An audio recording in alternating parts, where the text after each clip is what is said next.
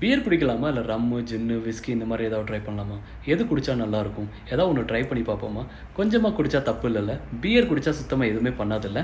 Friends இந்த மாரிலாம் யாராவது சொன்னாங்கன்னா, கண்டிப்பா கேட்காதீங்க. ஏன்னா எது குடிச்சாலுமே உடம்புக்கு கெடுதல் தான். கொஞ்சமா குடிச்சாலும் சரி, நெறைய குடிச்சாலும் சரி. எந்த அளவுக்கு உங்க உடம்ப பாதிக்கும் தெரியுமா? உங்களுக்கு ஹார்ட் அட்டாக் வர நெறைய வாய்ப்புகள் இருக்கும். கல்லீரல சுத்தமா அழிச்சிரும். உங்க சிறுநீரகம் பாதிக்கப்படும். உங்களுக்கு புற்றுநோய் வர நெறைய வாய்ப்புகள் இருக்கு. இப்ப குடிக்கிறவங்க நெறைய பேருக்கு புற்றுநோய் வந்துகிட்டு இருக்கு. இந்த அளவுக்கு கொடூரமா இருக்கிற இந்த குடிய நம்ம குடிக்கணுமா? நீங்க குடிக்கிறதுக்கு 1000 காரணம் சொல்லலாம். ஆனா நான் ஒரு காரணம் தான் சொல்லுவேன். உங்க ஆசைக்கு, உங்க தேவைக்கு, உங்க சந்தோஷத்துக்கு மட்டும் தான் நீங்க குடிக்கிறீங்க. உங்களோட ஃபேமிலியோட சந்தோஷத்த எல்லாத்தையும் பறிச்சுட்டு தான் நீங்க பண்றீங்க. ஒரு விஷயம் மட்டும் குடிக்கிறதுக்கு முன்னாடி நல்லா யோசித்துக்கங்க.